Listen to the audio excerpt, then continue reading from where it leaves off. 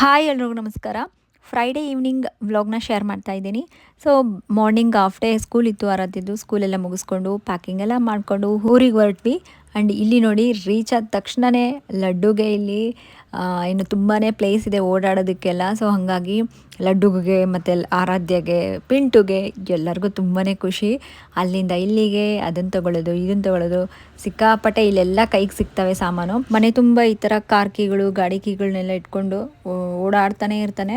ಆಮೇಲೆ ನಾವು ಹುಡ್ಕೋಬೇಕು ಎಲ್ಲಿ ಬಿಸಾಕಿದ್ದಾನೆ ಕೀಗಳೆಲ್ಲ ಅಂಥೇಳಿ. ಹಿಂಗೆ ಇನ್ನು ನಮ್ಮ ಟೌನ್ಶಿಪ್ಪಲ್ಲಿ ಇವ್ರ ಪಪ್ಪನ ಗಾಡಿ ಕೀ ಬಿಸಾಕ್ಬಿಟ್ಟು ಎಲ್ಲೋ ಕಳೆದ್ಬಿಟ್ಟಿದ್ದ. ಒಂದು ವಾರ ನಿಯರ್ಲಿ ಒಂದು 10 ಡೇಸ್ ಬೇಕಾಯಿತು ಮತ್ತು ಕೀ ಸಿಗೋದಕ್ಕೆ. ಸೊ ಈ ಥರ ಎಲ್ಲ ಮಾಡಿ ತುಂಬ ತರಲೆಮೆ ಮಾಡೋದು. ಆ್ಯಂಡ್ ಇಲ್ಲಿ ನೋಡಿ ಅವ್ರ ಅಕ್ಕನ ಫೋಟೋ ತೋರಿಸ್ಬಿಟ್ಟು ಅಕ್ಕ ಏನೋ ತಿಂತಿದ್ದಾಳೆ ಅಂಥೇಳಿ ಕೃಷ್ಣನ್ನ ಮಾಡಿದ್ವಲ್ಲ ಆರಾಧ್ಯಗೆ ಚಿಕ್ಕವಳಿದ್ದಾಗ. ಸೊ ಆ ಫೋಟೋನ ತೋರಿಸಿ ಇಲ್ಲಿ ತಿನ್ನೋದಕ್ಕೆ ಕೇಳ್ತಿದ್ದಾನೆ. ಆ್ಯಂಡ್ ಇಲ್ಲಿ ಇಬ್ಬರು ಅಕ್ಕ ತಮ್ಮ ಹೊಸ ಸೋಫಾ ಮೇಲೆ ಎಲ್ಲ ಓಡಾಡಿ ತುಳಿದಾಡಿ ಫುಲ್ ಮಜಾ ಮಾಡ್ತಿದ್ದಾರೆ.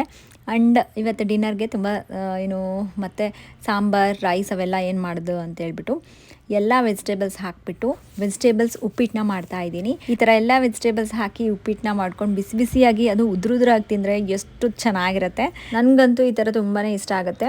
ಮತ್ತು ನೆಕ್ಸ್ಟ್ ಮಿನಿ ವ್ಲಾಗಲ್ಲಿ ಸಿಗ್ತೀನಿ. ಬಾಯ್.